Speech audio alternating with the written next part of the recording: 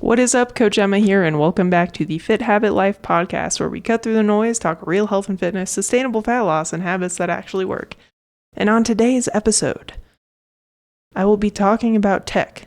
Does it actually help your results or hurt your results? So stay tuned. But before we dig in, just wanted to thank you guys for listening. If you've been enjoying the show, consistently listening to the show, if you could share the show, rate the show, or subscribe, that would just really help me get in front of more people, which would help me help more people, which is the goal of this show. So thank you for listening. But yeah, that's kind of the gist. Anyway, I wanted to give you guys an update on my husband. So if you've been listening to the show for a while, you know, for the past year, like if you've been listening since we've kind of started the show, you know my husband has had some health issues. We finally figured out what it was. I will have him on an episode, probably, if not this week, next week, or we'll record it and then we'll publish it. So for those of you who don't know, he had sleep issues, chronic fatigue, brain fog, low energy, difficulty remembering things. He has some skin issues as well, and a slight tremor. And there's probably a couple other symptoms I can't think of. But anyway, so we thought he just wasn't sleeping well. He got a septoplasty because he had a deviated septum. So he had a nose operation to fix, basically his nasal passage was clogged up by the structure of his nose, and we fixed that. That did not help his sleep at all. We even did sleep studies. His sleep is great. I mean, it might be great. We don't know. We did labs and a Dutch test, and he had a dysregulated circadian rhythm. So he had like high energy in the evening and lower energy in the morning. We resolved that, I'd say, through lifestyle changes, where he's like, now we're on a consistent sleep schedule. He's getting daily sunlight and walks. He's training consistently. His diet is really dialed in. Probably better than 90+% of people, or more actually, because 93% of the population is metabolically unhealthy. So anyway, so we did all that. We had blood work done. His testosterone was mid-range, kind of low for his age. So we're like, okay, that's an indication something's going on, but he shouldn't go on hormone replacement because at the time he was 25. So that would be crazy. So we did gut testing, and we found out he had gut dysbiosis, and so did I, which means he had an overgrowth of bad bacteria in his gut, and so did I. He was also not producing enough digestive enzymes because his body was overstressed, and now we know why he was overstressed. But we addressed that gut issue. We spent probably 6 months last year, from like May through like September, maybe October-ish even, kind of addressing it and trying to resolve it. And he felt better, but he was still having a lot of those same issues, just less bad. So we've consistently been trying to figure out, like we did another GI map. It was quite a bit better than the first, and usually people have some sort of dysbiosis. GI maps aren't precise or accurate, and I believe we had gotten back from a trip, so that could kind of skew some of the results. But anyway, so we got labs drawn, and we're like, you know what? He might have mold. So we got a fancy mold test called a mycotoxin test done. They're very pricey. This is not something I would recommend right off the bat. He has mold. He is extremely moldy. He has like all of them are red. Like he has the range is like light pink to like super dark red. He is like super dark red for like all of them. And there was indication that we might have some in our house, which sucks because we just got this house a year ago. But yeah, he's super moldy, and we think he was exposed to this as a child because he's had these symptoms forever. He had a compromised immune system from birth because he was born through C-section, which, if you don't know, when you're born, if you go through your mother's vaginal canal, you get important microbes that help you build your body's immune system. So if you're not born through that way, you don't get them. So basically what he needed to start strong from birth, he did not get. And it's not his fault or his mom's fault. They had birth complications, right? That's pretty common. So he didn't have that. And they thought he had allergies, so he was inundated with a lot of antibiotics as a young kid, which also compromises your gut integrity and your immune system. So we think, as a child, as a baby, he was exposed to mold, and because he had a compromised immune system, his body was not capable of detoxing that mold. That's what we're thinking. So anyway, we think he has mold inside of him. So now I call him Moldy Joe. It's just fun to say. It's not funny, but given how bad mold is for you, given he does not have cancer, he is not dead. This is the best case scenario. We've figured out what it is. We're meeting with a functional doctor this week and getting our house thoroughly checked for mold with a dog. A dog is coming to our house to check our house for mold, to address the problem. So we will talk more about this when he comes on the episode, but I just wanted to give you guys an update if you've been following along at all to that thread. And just in general, mold is not the first thing I would test for. And that's why I want to have him on. I'm going to walk through the steps that I do with a client because anyway, we're going to save that for another time. But stay tuned because that will be coming soon. And if you're interested, shoot me a message on Instagram and we can kind of chat about it. If you think you might have mold given your symptoms or somebody else might have mold or whatever, and what I would do about it as a coach. But anyway, this conversation today is about technology. Is it more harmful or helpful? So, there's a variety of different tools nowadays, which is super cool, right? You could get an Oura ring that tracks your sleep and heart rate and steps and recovery and strain and all the fun things. You can get a Whoop, which is like this band that just sits on your wrist that does the same thing, so to speak. Or you could get a smartwatch like I have that does kind of the same thing. Or something like a Garmin or I can't think of other smartwatches nowadays. Or you can even get a CGM, a continuous glucose monitor, which basically is just a patch that sits on your arm that monitors your blood sugar throughout the day and will notify you usually on an app on your phone to tell you your blood sugar spiked, yada yada. What other tech do we have? Even there's beds. You can get pads on the bed that adjust to your body's temperature throughout the night to help improve your quality of sleep, and they also rate your sleep quality. This stuff is super cool. It is super handy sometimes. If used in the right context, with the right people, for the right thing, they can be very helpful. But what I've noticed with the type of clients that I tend to coach is we fixate too much on the data. So, in general, I like smartwatches for step counts. That is it. Calories burned do not matter at all. They don't really tell you much, just tells you your heart rate was elevated. But depending on how well you slept, what else you did throughout the day, and how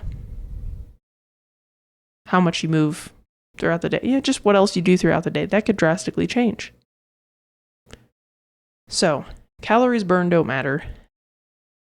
What I've also noticed with the type of clients that I coach, because they tend to be like me, is we fixate too much on the numbers that we can get worse results. So, personal anecdote here. I had a Whoop.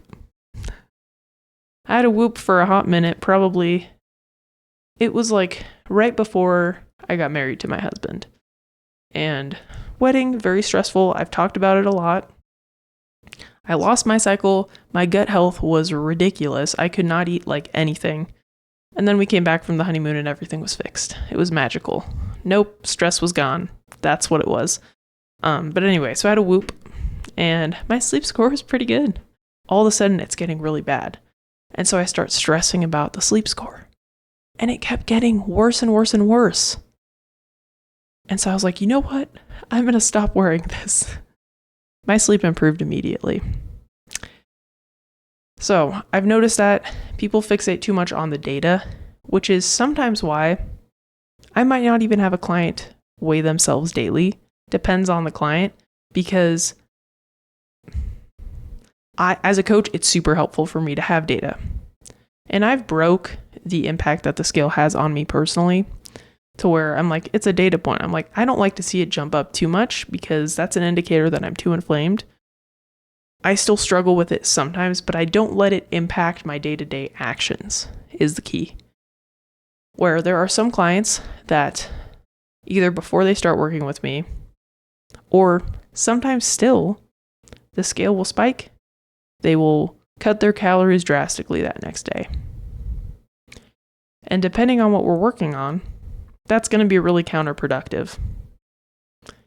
Usually creates a sort of binge and restrict cycle, which is stressful on the body, which will cause more inflammation, and also very counterproductive because usually this happens when sleep is poor, stress is elevated,